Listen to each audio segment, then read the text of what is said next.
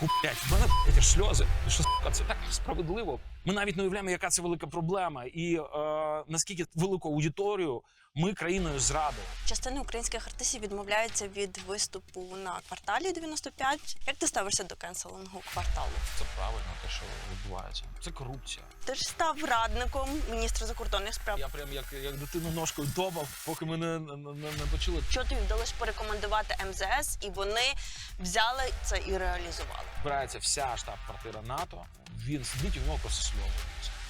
Він каже, я коли сюди йшов, я думав, що щось від мене потрібно. Тепер я хочу вас запитати, що я можу зробити для вас. Яку найбільшу помилку може зробити українець, який знаходиться за кордоном, презентуючи свою країну? Найсильніший інструмент, який в нас є, це показати, знаєте, як то кажуть, отак от розкрити грудну клітину і дістати серце і показати, дати пощупати серце. У ліжку з Марічкою. Друзі, і ми знову тут у ліжку максимально пристосованому до воєнних умов. У минулому випуску ми спілкувалися із Сашою Чемеровим і сказали, що обов'язково треба записати з людиною, яка все це створила. Створили культурні сили, і ось ви бачите, хто ж це у нас тут. Я вирішив перекимарити. Я просто боялася, розумію, що ти вже задушишся, задихнешся. Це куколка, з якої має народитися бабочка, але народжуюся я. Миколай Сіргам – це людина, якій не тільки треба поставити лайк обов'язково, а яка заслуговує велику подяку, і прийми її від мене в першу чергу, від наших глядачів, які, я сподіваюся, напишуть це в коментарях. Підписуйтесь на цей канал, будь ласка. Миколай рекомендує? Звісно, підписуйтесь, будь ласка. Я Марічка Довбенко, ви у ліжку, тут, де нас застала війна, і ми втратили спокій, говоримо про те, що не дає спати спокійно. Я почну з того, про що, напевно, не задумуються багато глядачів. Ти зробив дуже фундаментальну річ. Перетворив культуру на зброю, якою ми захищаємо себе і вбиваємо нашого ворога. Ти знаєш, бо це дуже спірний момент. Напевно, в першу чергу ми перетворили ту культуру, яка нам підвласна, яка знаходиться в нашій зоні відповідальності, чи яку ми в цю зону відповідальності підтягнули, на щит. Тож, в першу чергу, це щит, це інструмент рефлексії, це інструмент, напевно, мені навіть більше подобається метафора не щита, а імунітета. Тому що культура – це, в принципі, колективний імунітет. Якщо колективний імунітет низький, то будь-яка зараза пролізає і дуже швидко розвивається. Якщо колективний імунітет високий, то тоді зараза згорає, як ці метеори невеличкі в атмосфері Землі. Тому це російський наратив, що культура – це зброя. Звісно, вона може бути і зброєю в тому числі, так само як мечем можна відбивати атаки меча. Для нас, в першу чергу, культура є інструментом захисту і очищення внутрішнього. І культурні сили саме це роблять. Ви працюєте і в напрямку військовому, і в цивільному, і в міжнародному. І ми з тобою домовилися, що все це ми не зможемо охопити, тому ми сконцентруємося в першу чергу на міжнародці. Ти якраз нещодавно приїхав із-за кордону. Тому з твоїми свіжими емоціями, відчуттями, вкотре після візиту за кордон, де ти був, розповідай і що робив. Якщо говорити про свіжі емоції, мене завжди після закордонних поїздок, мені хочеться, щоб закордонна поїздка кожен раз була остання. Я більше не хочу їхати кожен раз, тому що, знаєш, коли знаходжусь в Україні, то це для мене як зарядка. Тож я ніби весь час на зарядці, як айфон, який весь час на зарядці. А коли виїжджаю за кордон, то от якраз ця зарядка пропадає, і там все якісь китайські кабеля, які не можуть зарядити, можуть зробити там видимість цього. Чоловіки, напевно, частина яких не може виїхати, з тобою не зрозуміють тебе, бо вони хочуть, навпаки, вдихнути ковток цього свіжого повітря. Різниця в базових основках, наприклад, вони хочуть виїхати, а я не дуже. Але це, трошки, як то кажуть, лірика. Якщо дійсно проговорити про АПД, аналіз проведених дій навіть цієї поїздки, то воно було дуже ефективно. Наприклад, Угорщина, до речі, в Угорщині офігезний посол, якого звуть Федір Федорович Шандер, це той самий професор з окопів, який став відомий в соцмережах. Це професор Ужгородського університету, Закарпатського університету, доктор наук, фахівець з питань Угорщини, дуже крутий фахівець, тож він дуже глибоко розуміє культуру угорську. І для нас в цій поїздці, у нас Будапешт був точкою пересадки для того, щоб полетіти в Німеччину, там була основна подія. Але Будапешт дав дуже багато важливих бонусів. Перший бонус, перша ціль, яку ми переслідували в Будапешті і в Угорщині, це віддання шани бо людині, яка зробила для української культури більше, ніж всі міністри культури разом взяті для української культурної спадщини. Його звуть Міклаш Боц. Якщо ви чули про Polyphonia Project. Остання путь.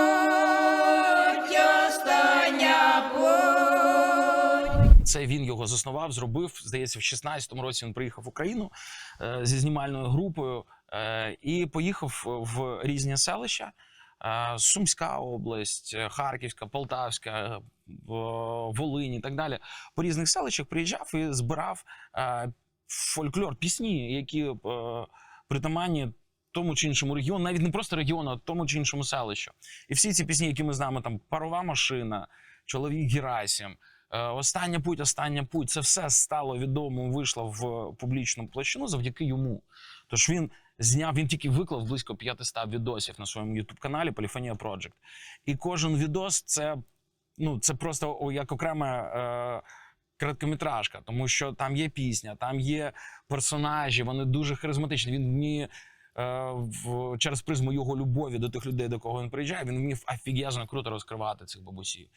І ти, коли дивишся зараз, в 2025-му, особливо там Сумщина, якесь селище, яке ти бачив вже напівзруйнованим, а він це знімав там в 16, 17, 18 році, і, напевно, і цих селищ частини вже немає, і цих бабусь вже в живих частини немає. Але ці пісні, тож та інформація, яку вони несли, там передаючи з вуст в уста, розігруючи на таких, розспіваючи на таких вечорах в селі, вона є. І є завдяки йому людині взагалі з Угорщини.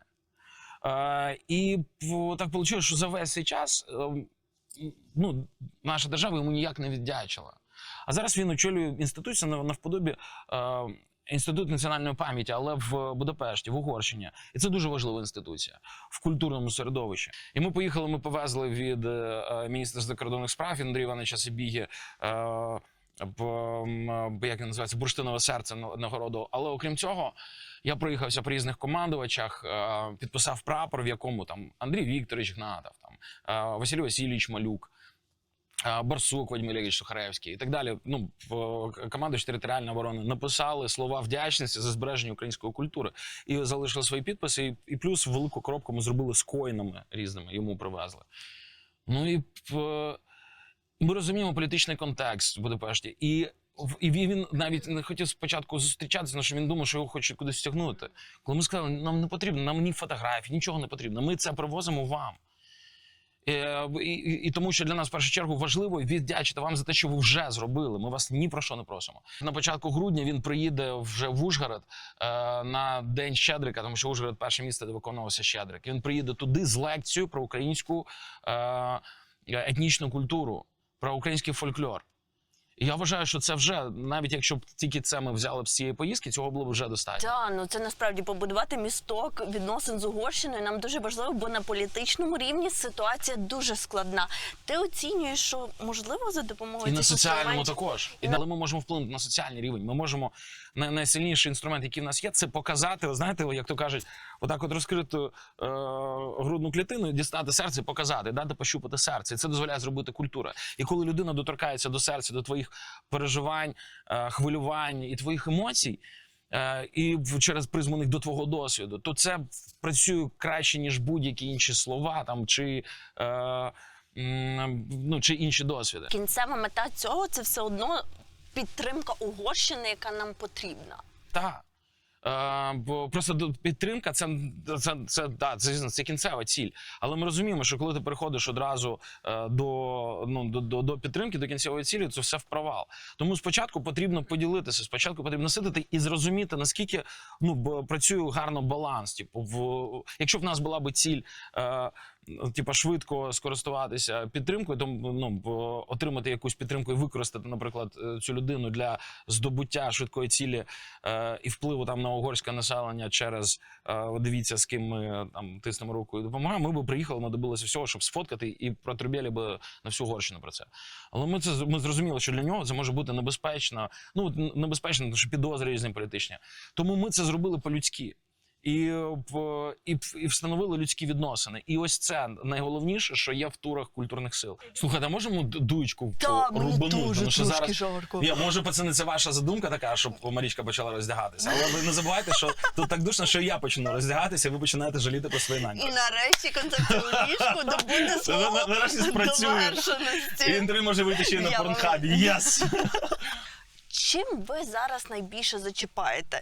Як найкраще впливати на західну аудиторію з твого досвіду, коли ви вже були в різних країнах? То в Угорщині, ти розумієш, що в Угорщині ми зустрілися з абсолютно різною аудиторією, і ця абсолютно різна аудиторія потребувала абсолютно різних меседжів, які будуть кастомні для них. Тож наша сила в тому, ми з тобою зараз, я взагалі корисно використовую твої інтерв'ю, тому що бо ми будемо оцифровувати так само так звідси, тому що я буду проговорювати багато таких думок, які б я б, напевно, наодинці б собою би не виписав, а завдяки тобі і твоїй фокусі уваги ми витягнемо. А в мене за 1,5 тижні захист магістерської роботи по культурній дипломатії в Острозькій академії на тему американського тура. І там, окрім безпосередньо самого американського туру, опису його KPI і так далі, там є ще вступи, які пояснюють технології роботи. І от ми зараз протягом цього інтерв'ю будемо в тому числі рефлексувати і витягувати, що робить там нашу роботу ефективною. То я захистила магістерську роботу теж по культурній дипломатії. Ну, супер. У мене тема була громадянин як неформальний амбасадор своєї держави. І те, що ви зараз робите в культурних силах, коли їдете, ви є цими амбасадорами, і всі українці, які зараз є за кордоном, є цими амбасадорами. На твою думку, яку найбільшу помилку може зробити українець, який знаходиться за кордоном, презентуючи свою країну?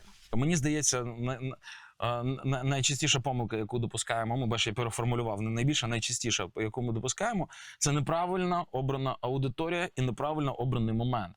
Ти можеш жалітися, але якщо ти жалієшся на своє життя і, там, не знаю, щось сталося в тебе, дійсно, там найстрашніше може бути зруйнований твій будинок або окуповане твоє місто, і ти приїжджаєш, і ти ділишся, я б навіть не назвав це жалітися, ти ділишся своєю біллю, але не з тією людиною, яка хоче це чути, то тоді те, чим ти поділишся, може навпаки дратувати. І воно не спрацює. А в когось в правильно підібраний момент, в правильно підібрану аудиторію, воно може попасти, стати тою каплі, яка змінює, переливає чашу. У тебе були такі ситуації, де ти попав повністю мімо і де в саме серденько?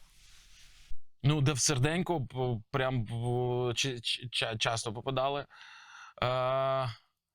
Так що прям мімо. Да, такий lesson learned. Ну, в мене були такі, скажімо так, тактичні промахи, які в стратегії переростали вже в плюси. В мене під час нашого американського туру це була Каліфорнія, це у нас останнє взагалі було місто, це Сакраменто, столиця Каліфорнії. І ми заїхали пообідати, там такий суші-бар, нас консул нас зустрів, ми обідали. І там були 3 чувака, які, такі як кріпиші, які сиділи, випивали там якусь текілу. І вони побачили піксель на Юрія Васькевича, який наш оперний співак без ноги, ще на комусь, і почали говорити якісь речі погані про Україну. Там, що Ukraine sucks, коротше, ці фрази, які ми чули. І я почав їм показувати такі жести, показую. І вони, коротше, один з них підійшов до мене, показує, що ти, що ти показуєш? Що, я, і кажу, да, ти ж росіянин. Звісно. Ти ж росіянин, Росія це робить, а ти як частина Росії. Я кажу, я не росіянин, я американець. Я говорю, ні, ти будеш себе як росіянин. Ти кажеш абсолютно російську повістку. І, ну, і, виходить, створився такий конфлікт, тобто, що він не дійшов до драки, але, ну, типу, в напрузі, отак, по ітогу він пішов назад до своїх застіл. І я стою, і мені не вистачило розв'язки цього конфлікту. І я розумію, що, ну, типу, відбувся такий, ну, типу, як знаєш, побадалися рогами. І я підходжу, сідаю до них за стіл і кажу, чуваки, ви служили в армії? Вони ігнорують це запитання. Я кажу, дивіться, от ви, наприклад, там ображаєте людину, це ветеран, який там втратив ногу на фронті. Ну, типу, ви підходите до американських ветеранів, ви говорите на такі речі. І вони починають навалювати, от там корупція і так далі, корупційні схеми. Я кажу, слухайте, ну, а це демократичні штати, і вони от там, типу, Байден, корупція. Я говорю, там, звісно, Байден корупція. Ми з цим згодні, ну, типу, тут без питання. А ми вже були підготовлені по матеріалу, там, розуміли, там, частково по досвіду проїздки по всьому туру, там, як там 61 мільярд розподілялися, чому він був складений, проголосований. Я починаю, ну, ділитися якимись речами такими інсайдерськими, які, в принципі, вони і не демократичні, і вони, напевно, навіть більше прореспубліканські. Ти ділишся з цим з демократами? Ні, вони якраз навалювали на Байдена на демократів, тому що вони в демократичному штаті, але республіканці. І виходить, що а я накидаю з різних сторін, тому що і паралельно ти починаєш відкалібровувати, ну плюс небезпечна ситуація, 3 тіпа сидить, випивши. Я скажу, ну пацани, серйозно, а ви служили? Він каже, а ми поліцейські взагалі. Я кажу, слухайте, пацани, ми от якраз приїхали сюди на обід з концерту, ми робили а там було все керівництво, ми робили концерт, все керівництво поліції, типу Highway Patrol. Там була типу Нацгвардія і паралельно ще поліцейські сиділи в Сакраменто. І ми починаємо говорити, все, вже в кінці ми тиснемо руки один одному, все, розійшлися. Вони прийшли зі своїм упередженням, ну, тож, і алкоголь дав їм можливість це озвучити і вийти, ну, типу, в конфлікт. Я відреагував, типу, конфліктно, але далі, сівши, поспілкувавшись, розібравши упередження, вийшло перезібрати, ну, там, відношення, як мінімум відношення до нас, як максимум розмити відношення до України, що Україна так само страждає від корупції, страждає не менше, ніж американське суспільство, і навіть значно більше, тому що в цей момент ми недоотримуємо ресурси, які нам необхідні для того, щоб врятувати життя людей. І це вже, ну, виводить розуміння один одного в цій комунікації на інший рівень, на особистий. І це найскладніше, коли аудиторія до тебе ворожо налаштована повністю змінити її думку. Ну, це дуже крутий кейс, дякую, що ти ним поділився. А я розкажу зараз про Братиславу з цієї поїздки. В Братиславі був форум, який проводив Офіс віце-прем'єра. В Братиславі дуже складно з якимись форумами, тим паче політичного рівня, проукраїнськими. Тож мені організатори розказували, як складним все це давалося. Але хочу розказати про один момент. Коли ми вже форум закінчувався, у нас була панель, на якій ми розказували про роботу культурних сил, про роботу культури. Ну і взагалом ми скоріше розказували про те, що в цих обставинах відкривається в бійцях, до яких ми приїжджаємо, в цивільних, в прифронтових територіях. І розказали про важливість збереження людяності, що культура там, чи мистецтво, тому що культура – це соціалізоване мистецтво. Мистецтво – це є таким запобіжником від іржі на душі. І воно допомагає зберегти цю людяність, яку розмиває постійно війна. І найважливіше, що нам потрібно досягнути, це допомогти людині зберегти в собі людину. Тому що якщо все людське буде вичищено цими страшними умовами війни, то потім це буде, знаєш, людина з пустими очима, з порожніми. І коли ми це проговорювали, потім виступав от Іваськевич з Тарасом Столяром,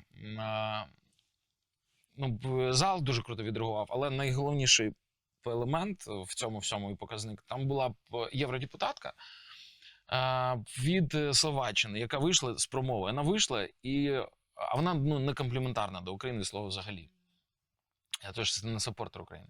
Вона вийшла і сказала, що ну, те, що вона тільки що почула, побачила, її настільки вразило, що вона не впевнена в тому, що хоче зараз сказати, і вона точно каже, я точно не буду читати полістику, яку підготувала, і потім просто декілька фраз емоційно сказала, ну, від серця. Я не знаю, як це вийде, та я буду казати від серця. І вона сказала декілька слів підтримки в сторону України і пішла. Тож. А це мала бути фінальна промова. Тож, які б ми для себе висновки зробили? Що це її вивело в емоцію. А якщо її вивело в емоцію, в неї відбулася трансформація. Тож, якщо б там емоцій було недостатньо сильно для того, щоб зробити трансформацію, вона б видихнула, сказала б дякую вам, молодці, і прочитала б лист. Але вона не стала його читати. То щось в ній змінилося, після чого вона зрозуміла, що те, що вона готувала, а ми маємо розуміти, що вона, напевно, готувала це не день в день. Вона там виважувала текст, політична подія і так далі. Тож, і вона відмовляється від всього цього часу, який був затрачений на підготовку цього тексту. І це про щось означає. Який із ваших сотнях виступів за кордоном тобі запам'ятався найбільше? Напевно, один з улюблених кейсів – це НАТО, виступ в НАТО. Колись був такий заступник міністра оборони Мельник Марсель Сергій. І його офіс, там його команда нам запропонувала поїхати з ним, спросив на підсилення. Коли ми поїхали, ми зрозуміли, що там з організацією все дуже погано, не приїжджаємо в НАТО, розуміємо, що нам кажуть до побачення, ви не можете нічого тут зробити. А у нас як не можемо? У нас так не може бути. І ми почали шукати, трізвонять всюди тільки можна. Я набрав Андрія Івановича собі, кажу, слухайте, а можна зв'язати мене з кимось з діппредставництв тут, хто може організувати нам виступ в НАТО. Потім ми дізналися, що організувати ніхто по факту не може виступ в НАТО, тому що ініціювати виступ в НАТО може тільки країна, член НАТО.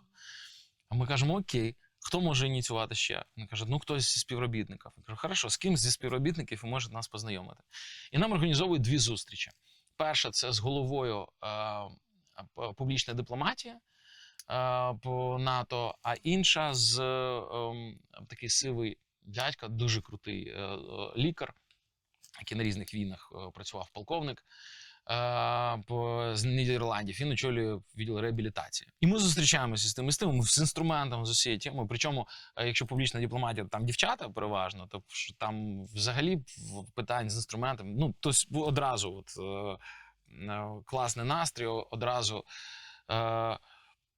як це називається, рапорт, встановлений коннект, і виходить передати емоцію, все, ми їх прям довели до вищих емоційних шкал. А потім ми зустрічаємося, там було 3 людини, я пам'ятаю, що ми втрьох сидимо, і навпроти нас 3 людини, цей полковник, його заступник і якась дівчинка як секретарка. І ми починаємо спілкуватися, і починається такий, знаєте, психологічний батл. Він дуже харизматичний, він дивиться в очі, розказує з кам'яним обличчям, але живо. І ми починаємо з різних сторін підтачувати. Раз я там один відос, потім я прошу Тараса Столяра зіграти композицію, він грає, по-моєму, Щедрика або Shape of My Heart, по-моєму. І починає змінюватися вже риторика за столом. Потім Оля грає, він бачить Олю, яка абсолютно геніальна скрипалька, яка там з 4 років грає на скрипці, в 22-му році, 24 лютого пішла воювати, 5 поранень, втратила око, кучу уламків в тілі, тому вона не може грати так, як грала до цього. І, коротше, він сидить, і в нього просто сльози ллються. Він каже, я коли сюди йшов, я думав, що щось від мене потрібно. Тепер я хочу вас запитати, що я можу зробити для вас. І ми кажемо, слухайте, нам би цей меседж, те, що ви відчули, ми хочемо, щоб відчули якомога більше людей у вас в штаб-квартирі. Тому що тут люди, які приймають рішення, і коли вони всі разом і замкнуті в бюрократичній системі, це є великою бюрократичною системою з детальками, а детальки не мають почуттів. А тут 1+1+1+1+1. Тут люди. Нам потрібно поспілкуватися з співробітниками НАТО, як з людьми. І через місяць ми приїжджаємо на 24 лютого і робимо захід там. І збирається вся штаб-квартира НАТО Ну от просто всі поверхи, там вже дуже багато поверхів. Тут НАТО в основній залі, тут поверхи по всіх сторонах. І ми граємо програму там хвилин на 20, і в кінці я даю таку промову дуже сильно чуттєву, де у нас було 18, по-моєму, чи 28, чи 18 послів натівських з 32. І я звертаюсь до них, я кажу, що ну, це все митці, які інтелектуальний еліта країни, які встали до лав в перші дні, і ви навіть не уявляєте, яка кількість їх загинула, тому що ми не були готові до війни, ну, колективно країна, ми не були готові, тому ми стерли велику кількість інтелектуального генофонду, який своїми ідеями і здатністю продукувати ідеї створює майбутнє країни. Тож ми стерли великий шматок майбутнього нашої країни з цим.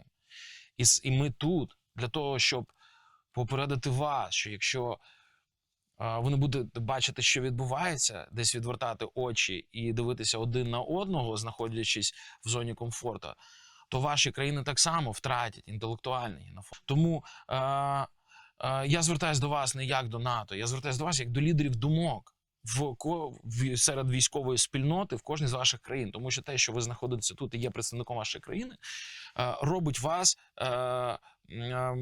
полісімейкером. Тобто ви приїжджаєте туди, і люди, з якими ви будете ділитися тією чи іншою інформацією, тими чи іншими спогадами чи враженнями, вони будуть фарбувати свої дії в той чи інший колір. Тому від вас залежить, наскільки ваша країна буде залежати. Не від НАТО, не від вашого спільного рішення, а від окремих рішень в голові кожного з вас. І дістаю прапор з от таким написом. Вау. І, коротше, це круто спрацювало, настільки класно спрацювало, що НАТО зробило з нами спільний пост з культурним десантом. Ми бачимо, що наше політичне керівництво країни може складатись певними труднощами.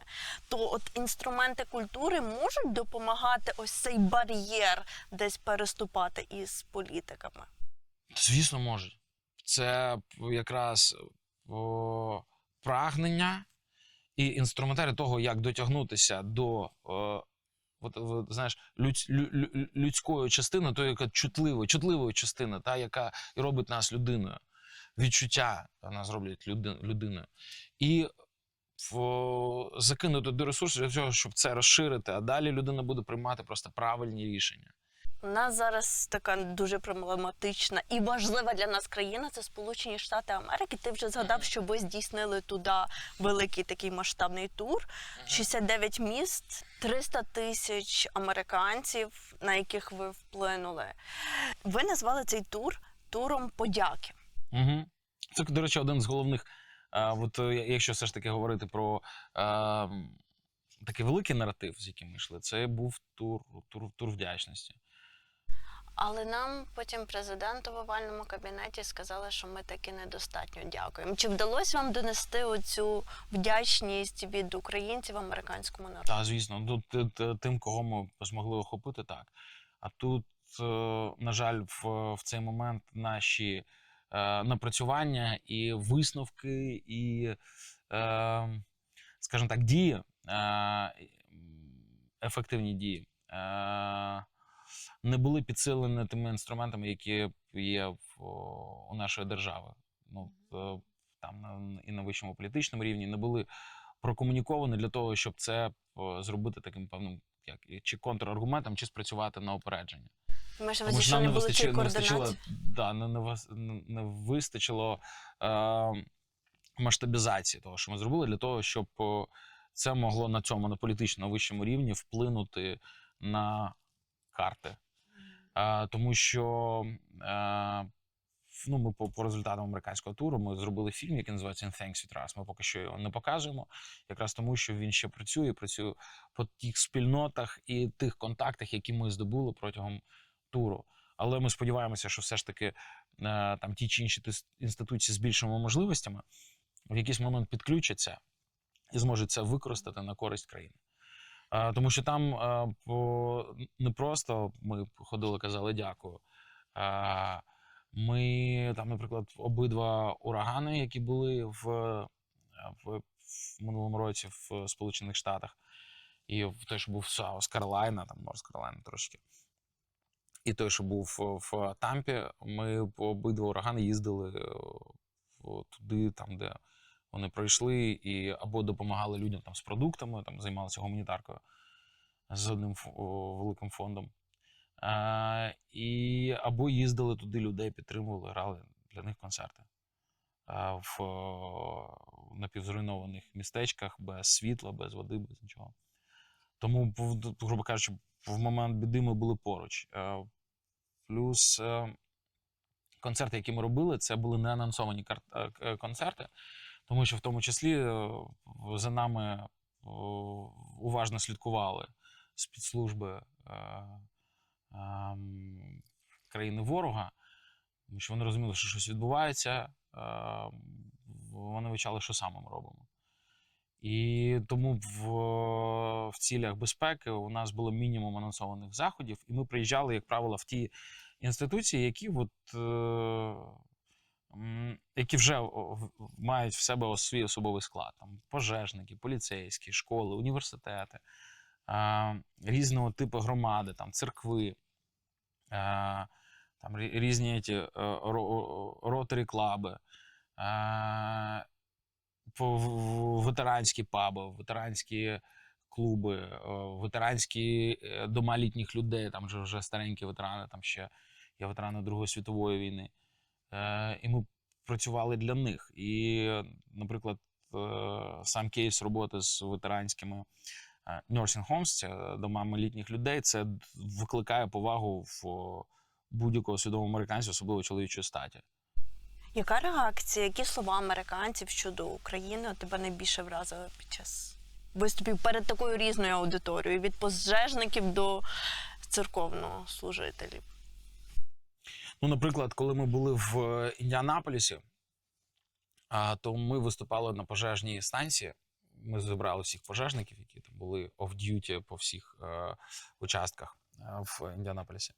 І коли ми закінчили грати, там був хлопець, він колишній військовий, і він підійшов, каже: я хочу волонтерити в Україні як пожежник. Все, я його зв'язав з керівництвом ДСНС, там, з тими людьми, які відповідають за цей напрямок. І все, і він поїхав. Наскільки я знаю, ви зарекрутили навіть воювати за Україну? Ну, да, ми не те, що прям рекрутили, ми просто там, приїжджали, це в ветеранських пабах відбувалося переважно.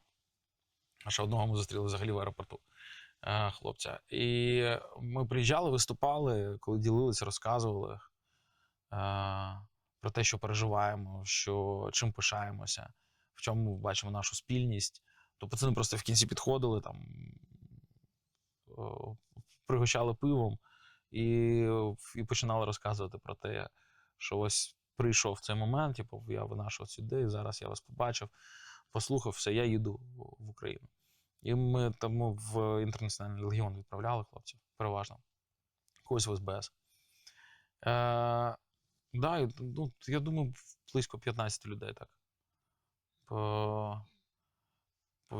поїхали в Україну.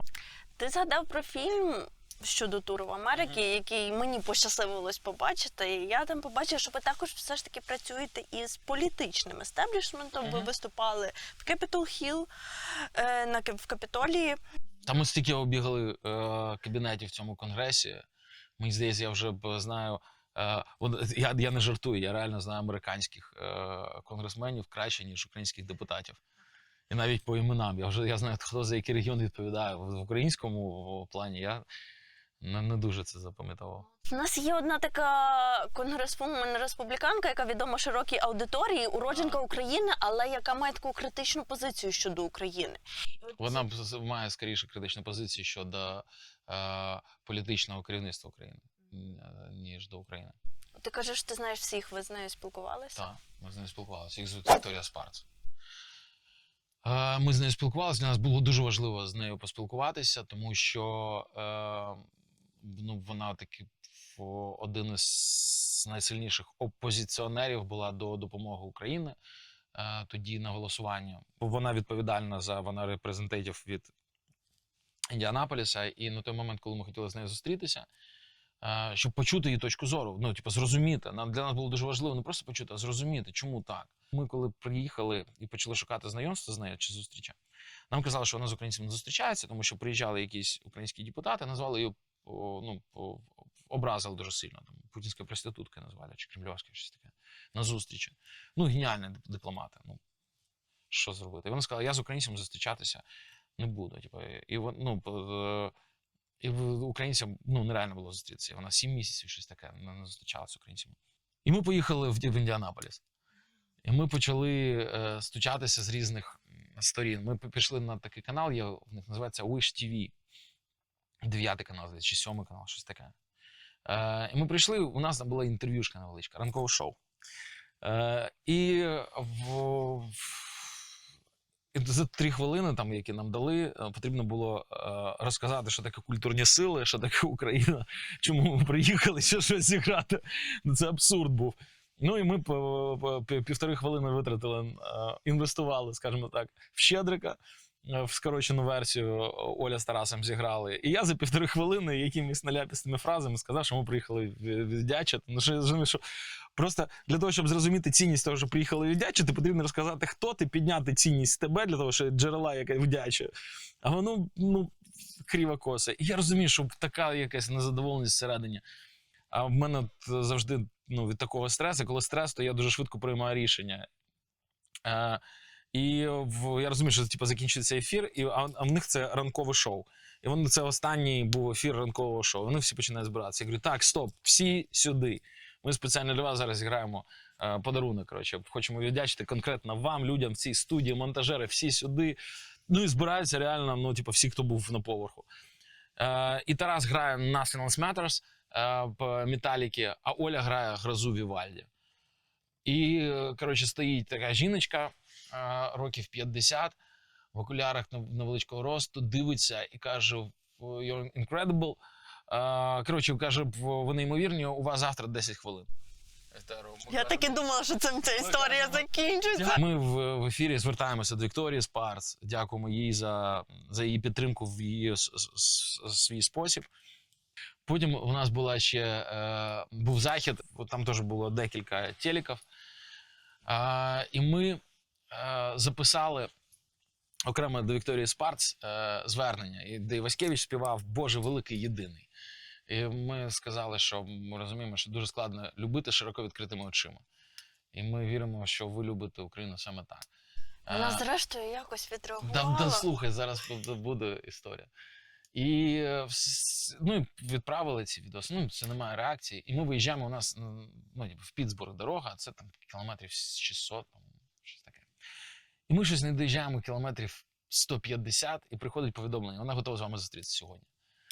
Ми робимо ю-турн, я беру з собою Іваськевича і Олю Рукавішнікову, всю іншу групу відправляємо туди, бо у нас концерти там відбуваються, ми не можемо їх відмінити, ми просто розуміємо, що перша половина дня наступного, там до 4-ї вечора, здається, є можливість, щоб відпрацювали без нас. А потім вже вечірній концерт без нас ніяк. І ми пишемо, давайте завтра вранці, якщо можна, там, на 8 ранку. Ці приходить повідомлення, вона готова з вами зустрітися завтра в Старбаксі. І ми на наступний ранок їдемо туди, до цього Старбакса, десь біля її дому. І ось вона виходить, підходить до нас, вітається, ми вітаємося з нею, сідаємо, починаємо розмовляти. І от я попросив, щоб Оля зіграла шматочок, Вікторія попросила, щоб Васькевич не співав, тому що це було б дуже гучно, Старбакс, навколо люди, вона, їй було дискомфортно. Але дуже круто поспілкувалися, ми спілкувалися 3,5 години. При тому, що 15 хвилин вибити там зустріч з Вікторією Спарц, це майже нереально. Тут 3,5 години. І що ви там їй розповіли за 3,5 години? І чи вплинуло? Це була розмова, це найголовніше, що вдалося. Це вона побачила людей в нас, а ми побачили людину в ній. І це найважливіший конект. Сказати, що була ціль якось вплинути на неї там сильно, чи... ми розуміли, Вікторія Спарц, вона народилася в Україні. Вона приїхала в Штати, вона громадянка Сполучених Штатів, вона вибиралася у Сполучених Штатах, і вона всю відповідальність за рішення, які приймає, несе перед судом Сполучених Штатів. І тому, звісно, в першу чергу вона буде переслідувати інтереси Сполучених Штатів. Сказати, що вона якось емоційно, нераціонально гасить Україну, я можу сказати, що це не так. В неї є причини тієї поведінки, якою вона дотримувалася. І я можу сказати від себе, що це з того, що ми там читали, з того, що ми побачили, що це людина, яка підтримує Україну в свій спосіб. І в тактичній перспективі це може здаватися, вона може здаватися ворогом, умовно.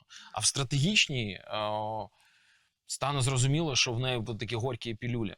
Дивись, вам вдалося знайти отак конект, зв'язок із такою доволі непростою політикиною, з якою нашим політикам інколи не вдається знаходити зв'язок. Тому мені здається, що от дуже потужний допоміжний інструмент для того ж МЗС чи Офісу президента. Ти ж став радником міністра закордонних справ Андрія Сапіги. Так, позаштатним. Ти вже сьогодні згадував про те, що в Угорщину, я так розумію, він дав нагороду цьому Міклашу. Це була одна із твоїх таких рекомендацій Міністерству закордонних справ? Не рекомендація, я прям як дитину ножкою топав, поки ми не почули, тому що дійсно там в Міністерстві закордонних справ, міністерство це велика махіна, і окрім задач, які виконуються зовнішнім міністерством, велика кількість задач внутрішніх, бюрократичних і так далі, процесів. Тому на моєму місці, будучи поза штатом, поза системою, мені легше там, наприклад, з кабінету на першому поверсі одразу піти на 6-й і потім на 2-й, тому що мені не потрібно рухатися по ієрархії.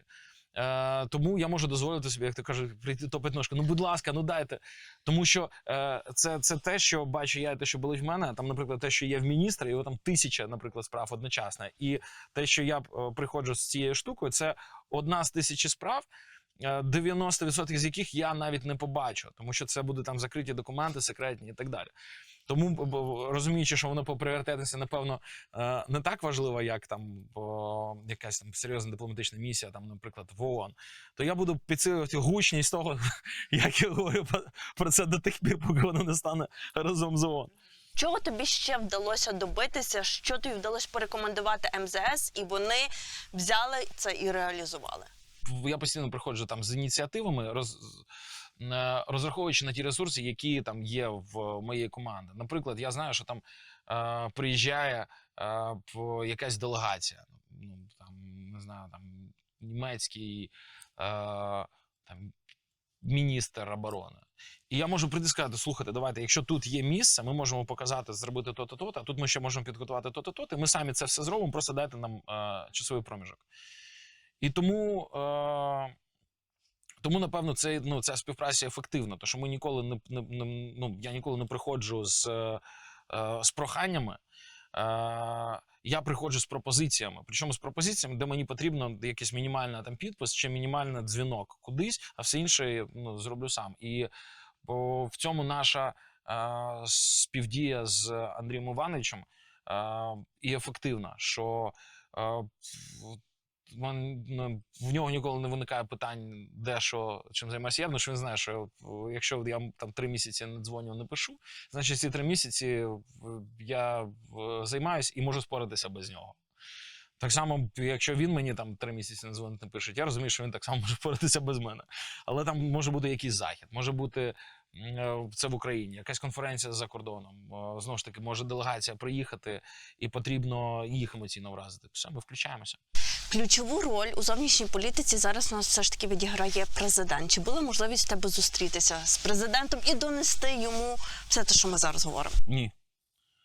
Не було можливості. Якщо стане потреба в тому, що ми робимо, то ми завжди відкриті, ми готові ділитися і напрацюваннями, і конкретними ресурсами. Я впевнений, що у президента дуже багато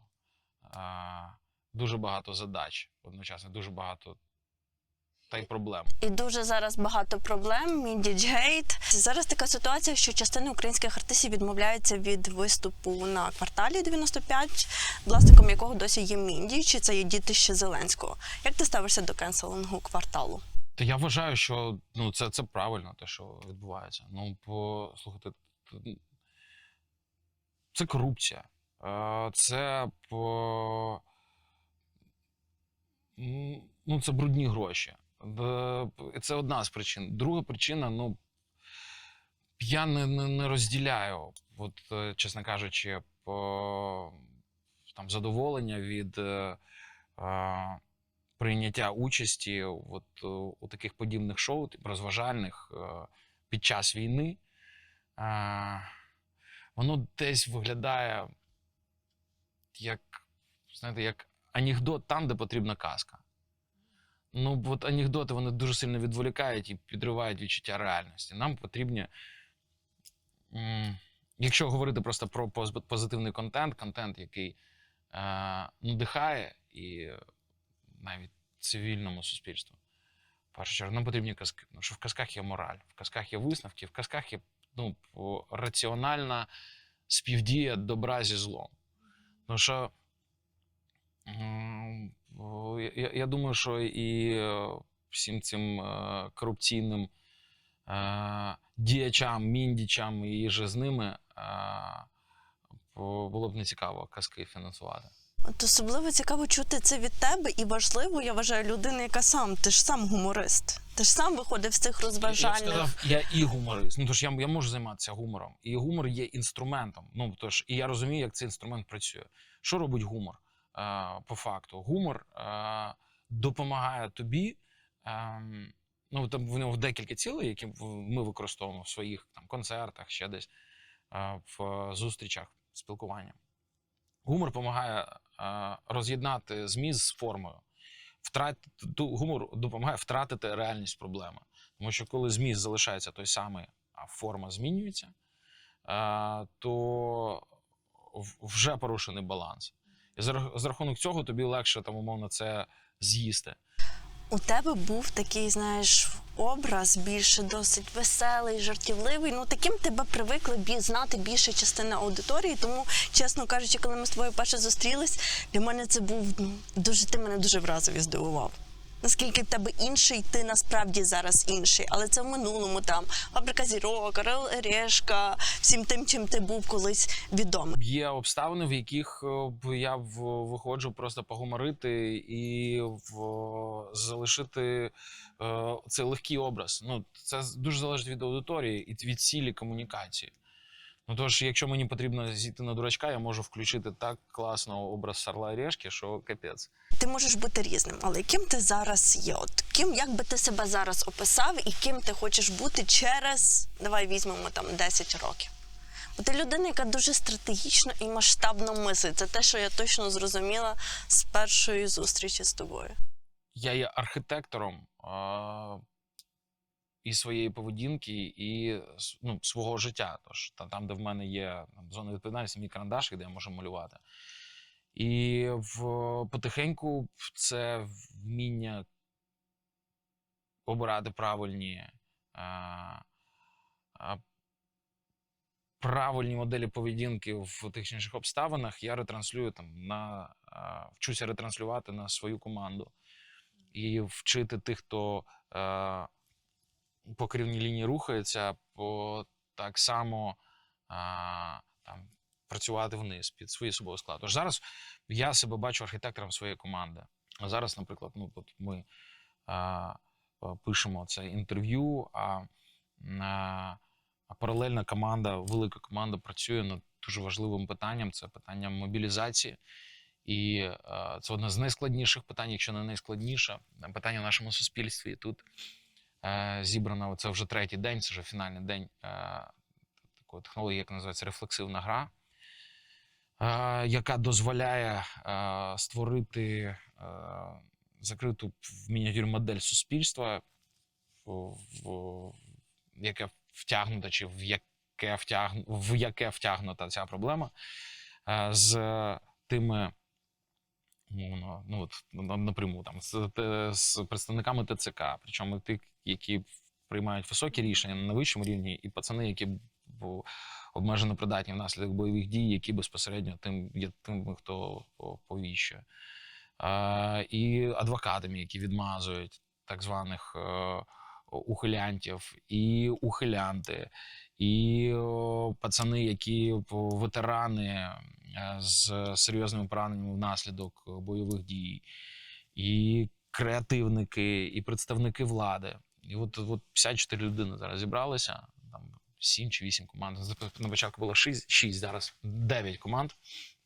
І кожна приносить свої ідеї, обтачують одну об одну, ссоряться. Вчора ледь драки не почалися. Але вже починають вимальовуватися рішення працюючи. Я був ініціатором цієї гри. Я прийшов до начальника генерального штабу, запропонував, сказав, є технологія, яка дозволить, ви нічого не втрачаєте. Дайте мені тільки людей от такої категорії. Якщо ми знайдемо рішення, це буде серйозний плюс. Ти є ініціатором, архітектором таких крутих проєктів. І зрозуміло, що ти кудись рухаєшся з ними. От через 10 років, куди б ти хотів прийти? Я не хочу рухатись. Я хочу робити так, щоб та система, в якій я знаходжусь, вона рухалася. А я рухався з нею, знаходячись в цій ж ролі.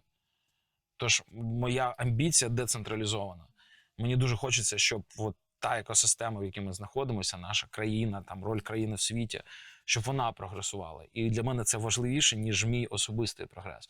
Тому що якщо я можу рухатися, прогресувати сам, і система буде залишатися той самою. Я такий, всі в заляпанні, а я один. Але якщо система буде рухатися, якщо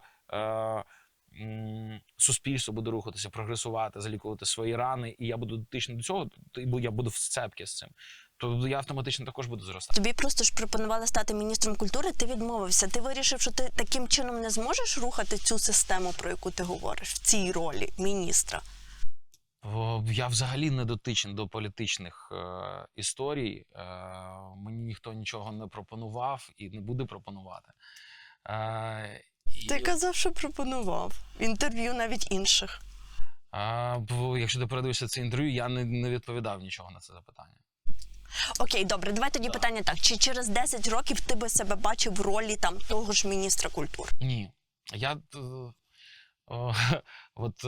Хороше запитання, чи бачив би я себе міністром культури через час? Ні, але я впевнений, що я зможу виховати людину, чи навіть так, допомогти знайти і супроводити людину, яка може стати міністром. Я ефективніше тоді, коли я скоріше продюсер, ніж зірка. І я розумію, що даючи ці ресурси зі сторони людині, і людські ресурси, встановлюючи контакт, і бігаючи і розумієш, що, наприклад, тут не вистачає ресурсу, але його потрібно здобути. По бюрократичній лінії, як тільки попадаю в бюрократичну машину, мене вирубає, я одразу спати хочу. Тільки з одним не погоджуюсь, що ти сказав, що ти продюсер, а не зірка, тому що все ж таки ти зірка, і багато тебе так сприймають. Якось несподівано просто в цьому інтерв'ю було інтерв'ю про Міндіча, про Міндічгейт і про цих людей. І в мене насправді стільки злості. Я думаю, багато тебе зараз глядачів зрозуміють. Ми зараз всі знаходимося в такому стані. Це така зміра. Я скажу просто дещо дуже важливе з точки зору позиції культурних сил. Для нас головна людина в усій нашій роботі, тот, на кого ми працюємо. Тож ми, культурні сили, це обслуговуючий персонал. І головна людина, яку ми обслуговуємо, це солдат в окопі. Солдат, який пішов, пройшов цю трансформацію, він віддав найцінніше, що в нього є в житті, своє здоров'я, психологічне, фізичне. Він віддав життя, але пам'ять про нього, образ, він залишився. Ось образ цього солдата – це той, кому ми служимо. І що б ми не робили, ми будемо робити все для нього. І бо навіть зараз про мобілізаційну групу, про яку я казав, вчора, коли багато хто пропонував різні рішення, для мене найцінніша аудиторія, яка сиділа там, це 3 хлопця в куті, які якраз і є тими самими ТЦКшниками, яких клянуть і обзивають в соцмережах. І всі 3 з бойових бригад, всі 3 отримали поранення, у одного зі спиною, серйозне поранення. Внаслідок цього він набрав дуже велику вагу. У іншого рука, яка не може нормально рухатися, була роздроблена в декількох місцях. Вони обидва, всі троє, обмежено придатні. І відправлені до, так як зараз обмежено придатні до служби в ТЦК. І вся ця реформа, там, не знаю, все це мозковий штурм, граб, вся це прагнення змінити систему роботи мобілізації, в мене моя особиста мотивація, щоб вивільнити цих хлопців, які в мене аж сльози. Що, це так несправедливо. Це неможливо виміряти матеріально. Ну, ти не можеш виміряти ті втрати, які ти отримуєш, коли ти попадаєш в зону бойових дій, проходиш війну, отримуєш поранення, отримуєш этот статус обмеженого в чомусь. Ну, то ти шукаєш десь цю компенсацію, ти її матеріально не компенсуєш. І ти шукаєш, де ти можеш її компенсувати. Ти думаєш, що до мене буде суспільство ставитися як до людини, яка повернулася героєм. А він повертається, встає на службу в ТЦК, і де він має ловити цю його службу, ловити, виписувати, там, оповіщувати, а в нього плюються, його обзивають. Всюди він не може... Мовно, не може сказати, ким він є, чи не хоче, або говорить, але в нього в очах зневіра. Я в перший день, коли пацанів побачив, ти розумієш, вони постійно ходили, кажуть, що за херня, нахер ми тут вообще знаходимося. Вони не вступали в жодну полеміку, в жоден діалог. Чому? Тому що вони зневірені просто во всьому. Їм це все не цікаво, тому що їх зрадила, по максимальному зрадила країна. Тому що коли президент в якийсь момент вийшов з комунікації, що зараз ми з ТЦК позвільняємо корупціонерів, відправимо їх на фронт, а бойових пацанів заведемо в ТЦК, цю комунікацію ніхто не довів до кінця. І з ТЦК були звільнені підполковники, майори і так далі, стали на підполковничі майорські посади у війську, на замов по тилу і так далі. Ну що вони вміють здобувати ресурс, вони посилали, вони до окопів не дійдуть ніколи. А пацанів обмежено придатних позаводили на солдатські, сержантські посади. Які солдатські, сержантські посади? Це не ті, хто перебирає документи там і приймає важливі рішення, це ті, хто має фізично руками ловити. І це ми навіть не уявляємо, яка це велика проблема, і наскільки це велике розчарування, наскільки велику аудиторію ми країною зрадили. І для мене зараз задача, один з пунктів, який ми вводимо, щоб ми прибрали взагалом цих хлопців з вулиць, які мають ловити на вулиці цивільних людей і умовно відправляти їх у військо, на те, щоб їх вивести в навчальні центри, на такі посади, яку ми зараз розробляємо, умовно менторів, щоб він той досвід, який він пройшов, з його пораненням, з його розумінням військової культури, в його розумінням інструментів виживання, щоб він його не відкидав, і кожен раз відчував відчуття провини за те, що він зараз притягує пацана, який, скоріше за все, так само отримує поранення ментальне, фізичне і так далі, а в найгіршому випадку смерть. А щоб він міг протягом навчання в навчальному центрі цих 54 днів давати поради і допомагати людині, новоставшому солдату, підвищити свої шанси на виживання. Питання ТЦК – це величезна прірва. Ти назвав цей аспект, коли повертаються із фронту поранені і йдуть і десь застосовують себе в ТЦК, як ті, хто можуть зарекрутити і правильно подати це, до іншої частини, коли є оця вся буцефісифікація і ТЦКшники, які збирають гроші і під ліжком ховають. Розумієш? І це величезна прірва. Я не знаю, це у вас величезна задача, як цю прірву подолати. Ми хоча б спробуємо, хоча б якщо ми не знайдемо, а ми вкладаємо в це дуже багато ресурсів, і матеріальних, і нематеріальних. І, як то кажуть, і нас про це ніхто не просив, окрім нашого внутрішнього відчуття боргу. І ми вкладаємо, якщо нам вдасться, хоча б трошечки повернути, тому що там сидять дуже круті мізки. Ну, там я порівняно з ними дитина, яка там бігає і показує свої перші малюнки. Я сподіваюся, що от якраз різні погляди, різні типи мислення, але спільне прагнення досягти, знайти рішення призведе до результату. У ліжку з Марічкою. Бліц. Давайте. Коли Коля став Миколаєм? На 35-річчя. Я зрозумів, що я більше не Коля Серга, а Миколай Серга. Ти знаєш, я ж до тебе перше зверталася Коля, а потім зрозуміла, що ти вже не Коля. Я вже зрозумів, що я який Коля. Все. Коля залишився десь всередині. Ну, я думала, що це пов'язано з українізацією. Так в тому числі, да, тому що це такий крок в декілька сторін. Це і, в принципі, там нове сприйняття мною себе ж воно відбулося з українізацією, з тим, що я впустив Україну всередину свого серця. І зрозумів, що з цим, знаєш, як так змінився як ДНК, змінилося все. І я вже я навіть не знаю, чого більше зараз мені. Старого якогось, в Коля старий, це там рівномірна частина з новим, або це одна з маленьких частин в новому великому цілому. Я ще це не відрефлексував. Чи шкодуєш ти за щось у своєму житті до 24 лютого? Це дуже складно відповісти на це запитання. Ну, так, в тактичному, в тактичній перспективі, напевно, так. Там були помилки і в особистому житті, і в позиції моєї стосовно в виборі в період початку війни в 2014 році і так далі. Але в стратегічному я знаходжусь там, де я знаходжусь. Я пишаюсь тим, що я роблю зараз, і тим собою, яким я є зараз. І чи зміна в минулому би призвела до такого результату? Не знаю. Тому напевно, якщо так глобально, то в мене фокус на теперішньому. В теперішньому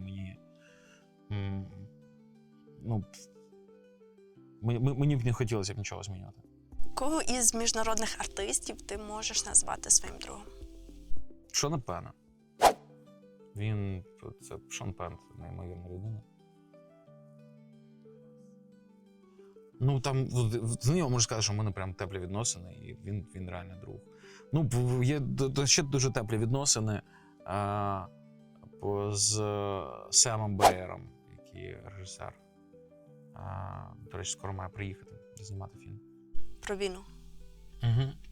З культурними силами? Так. Да. Ну, ми забезпечуємося цю зйомку. Так і команда половина, не половина, а вся команда знімає культурних сил і режисер. А хто з міжнародних артистів тебе розчарував своєю позицією щодо України? System of a Down мене розчарували дуже сильно. Я любив слухати і Танкіана, і System of a Down, Limp Bizkit, Five Finger Death Punch, яка ветеранська, найпопулярніший такий серед ветеранів американських гурт. Я коли дізнався, що вони про русняві наративи транслюють, я розчарувався. Я взагалі хотів привести, це дуже символічні вони для наших ветеранів. Реально дуже круті пісні. Що б ти зробив, якби навпроти тебе зараз сиділа Регіна Тодоренко? Я б подивився її в очі, а потім став би за стільця, постучався би в двері, сказав: давайте, товариш майор, в камеру. Треба організувати зустріч по ходу. Що б ти сказав Трампу, якби ти сидів напроти нього? Заспівав? Ні, я б точно йому не співав нічого. Тут дивись, що б я сказав.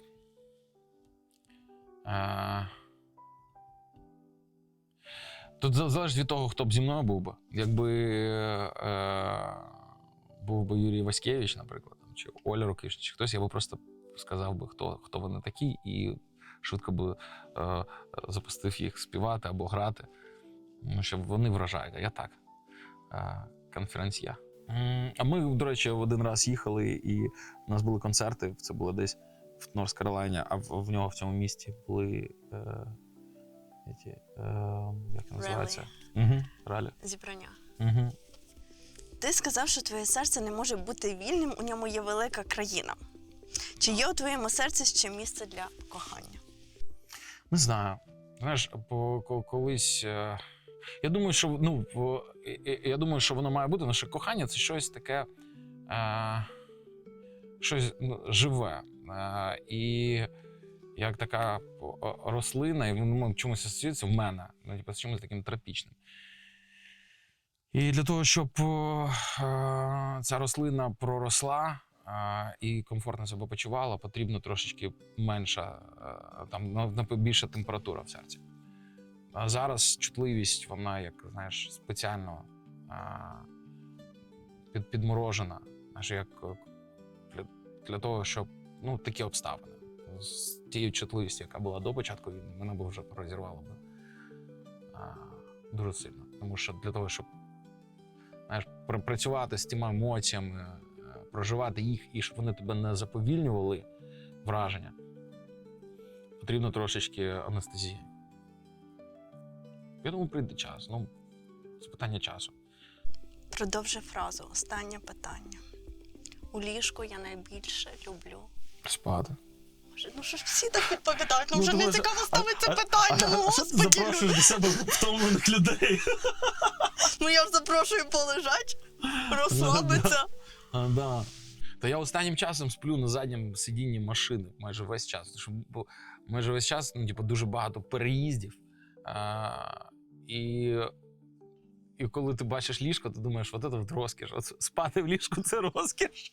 Мені подобається у цьому вашому ліжку, якщо чесно. Я вже тут так, знаєш, як своя. Друге інтерв'ю, я вже, знаєш...